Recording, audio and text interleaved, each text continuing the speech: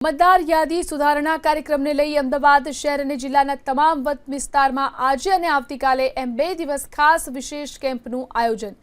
જિલ્લામાં ખાસ સઘન મતદાર યાદી સુધારણા ઝુંબેશ અંતર્ગત અત્યાર સુધીમાં કુલ 62.59 લાખ મતદારોમાંથી 70% વધુ વિગતોનું ડિજિટલાઇઝેશન થઈ ચૂક્યું છે, જ્યારે કે જે મતદારો હજી સુધી કોઈપણ કારણસર જમા કરાવી શક્યા નથી તેમના માટે તમામ વિધાનસભા મત વિસ્તારોમાં 2 દિવસ કુલ 500 સ્થળે વિશેષ કેમ્પનું આયોજન કરવામાં આવ્યું છે।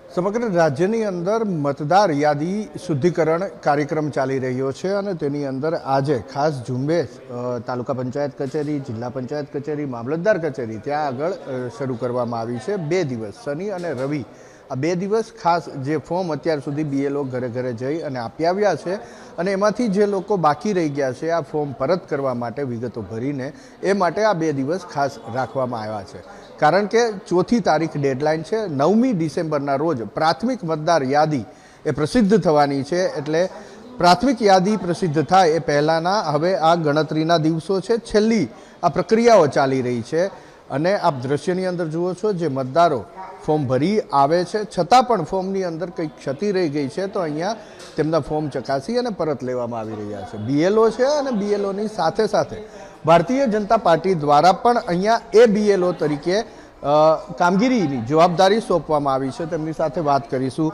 કેવા પ્રકારની કામગીરી ચાલે છે? કોઈ તકલીફ આવે છે? શું થઈ? તકલીફ નથી સાહેબ। આ જે ઇલેક્શન ડિપાર્ટમેન્ટે જે બીજા શનિ રવિની જે તક આપી છે એનાથી જે 20-25% જે મતદારો રહી ગયા છે એ પણ અમે એમને જાણ કરીએ છીએ અને તેઓ અહીંયા આવે છે અને ફોર્મ આપી જાય છે અને એમની જે કંઈ ક્વેરી હોય એ અમારા નેહાબેન બિયાલો છે એ સોલ્વ કરે છે અને રિસ્પોન્સ સારો છે। 80-85% સુધીની કામગીરી પૂર્ણ થઈ હોય છે। બીએલઓને આ જે ફોર્મ આવે એ પછી એને ડિજિટલાઇઝ કરવા માટે એટલે કે ઓનલાઈન એન્ટ્રી કરવા માટે કોઈ સહાયક છે કે નહીં? ના, એ પોતે કરે છે અને એમનું પરિવાર કરે છે, એમાં અમે કંઈ મદદ એમને જે ઇન્ફોર્મેશન જોઈએ એ બધી અમે આપીએ છીએ, બધી સોસાયટીઓમાં પ્રચાર કરીએ છીએ અને એ રીતે અમે ઉપયોગી થઈએ છીએ। સરકારે ચૂંટણી પંચને એવું કીધું છે કે સહાયક આપવા। હા, એટલે એ અમને સહાયક અહીં સિટીમાં બહુ ઓછા આપ્યા છે, રૂરલ વિસ્તારમાં સહાયક આપેલા। તમને સહાયક નથી આપ્યા ને બેન? મને પૂછ્યું હતું પણ મારે હું કરી લઉં છું। એક સક્ષમ છે એટલે એમને ના પાડી કે મારે જરૂર નથી એમ।